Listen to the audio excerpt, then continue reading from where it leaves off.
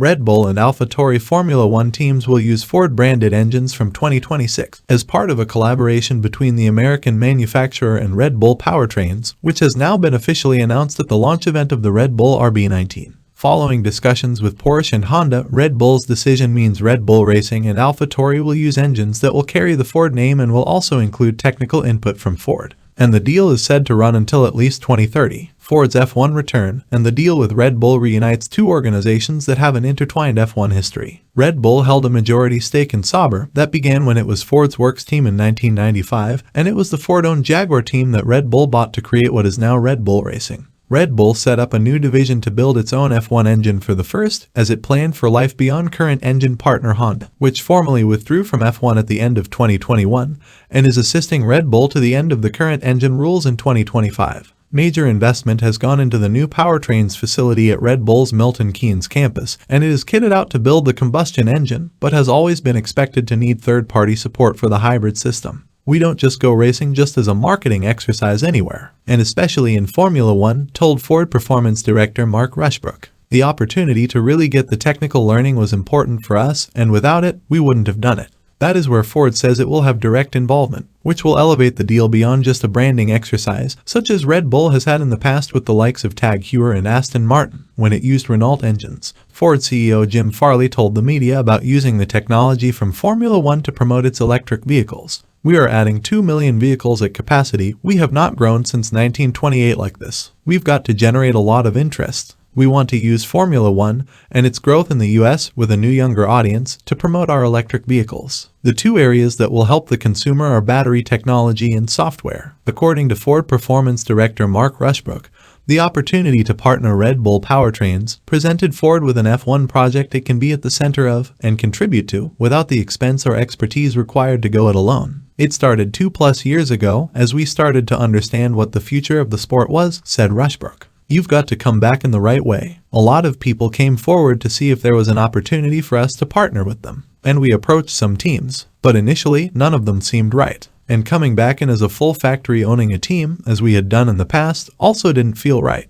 As for Red Bull, the deal bolsters its nascent powertrains division's financial and marketing power by bringing in a manufacturer with a global profile and, significantly, a huge footprint in the United States, where F1 has made big gains in recent years. It was never envisaged that Red Bull Powertrains would be dependent on a partnership with an automotive manufacturer, but conversations were held with Porsche and Honda before Ford. Red Bull team principal Christian Horner said, collaborating with an OEM would be acceptable as long as it was on Red Bull's terms, which Ford appears to have met by making a financial commitment and a technical contribution, while allowing Red Bull to retain ultimate control. By comparison, Porsche wanted to buy a stake in Red Bull's F1 operation, while a hybrid-only input is thought to have been too little for Honda, although it also hadn't even decided to commit to an F1 return yet, even though it has registered its interest in the 2026 rules with the FIA. Red Bull's Ford deal for 2026 raises a serious question over whether Honda will commit to Formula 1's second next-generation engine regulations after all. Honda continues to manufacture and assemble engines for Red Bull Racing and AlphaTauri, despite officially withdrawing from F1 at the end of 2021. This continuation deal is in place until the end of 2025,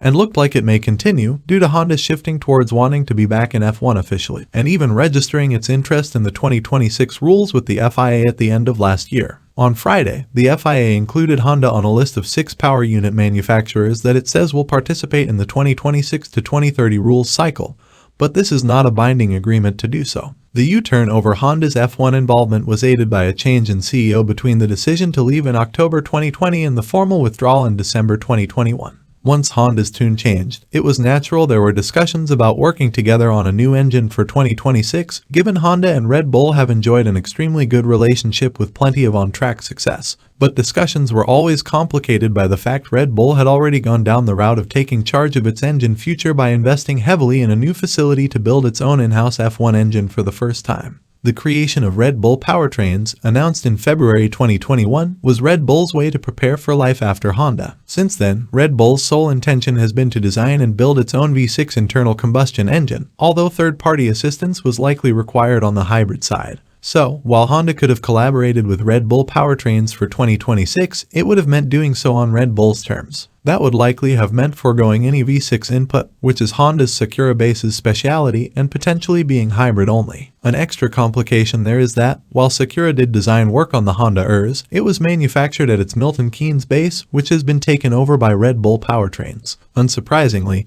given the Red Bull Powertrains engines will now run under the Ford banner, it is not expected that Honda will be involved in the 2026 project in any way. But Honda is still said to be open to building its own F1 engine. As it registered its interest with the FIA in time last year, it is involved in regulatory discussions around 2026 and has a straightforward route in should any project be signed off by the board. There are two major questions to answer before that can be possible, though. The first is how Honda would do it, given the most obvious partner is now off the table. It has never seemed likely that Honda would go down the route of setting up its own team, despite a belief in F1 that it is possible, and buying into an existing one has often been politely dismissed by those close to Honda as well. The most realistic route is to find another team to build an engine for, and there is at least one non-Red Bull entity that has inquired about Honda's 2026 intentions. Though it continues to assist Red Bull's teams under the terms of its 2022 to 2025 agreement, the manner in which Honda's F1 operation has been stripped back in Japan should not be underestimated. Sakura is understood to be running on a skeleton staff because, per the original reason for leaving F1, Honda has moved many engineers onto zero-emissions projects for the automotive business. There are also issues like the lack of Urz infrastructure given Honda has lost that UK facility. It means Honda needs to recruit and retool its F1 operation as soon as possible to have a sensible timeline leading up to 2026. A decision, therefore, needs to be made imminently. But even if Honda does decide to commit to F1, it may face hurdles. The new cost cap governing engine manufacturers kicked in as of January 1st, so any capital expenditure is limited. If Honda had made the decision last year, it could have invested more to ensure it had a fully functional F1 operation, again without such restrictions. But that just underlines some crippling, long-term weaknesses for Honda at F1, which is a lack of planning and commitment. Honda ultimately only has itself to blame for being in such a strange situation now, where it remains interested in an F1 return in 2026, even though it still hasn't really left, but has pushed its current partner into a long-term plan that another manufacturer can benefit from. It is possible that Honda engines will be on the grid in 2026. If so, it's unlikely they'll replicate the success of Honda's hybrid era peak. That may be because of the quality of the team using them, or the quality of work now possible for Honda itself. But what do you guys think? Should Honda identify a preferred way to return to F1? Does it have the means to do it properly and more? Drop your opinions in the comments section down below. Thank you for watching our video today, and if you enjoy our content, subscribe to the channel and have that notifications bell turned on to be made aware of our future uploads in preparation of the 2023 Formula 1 season.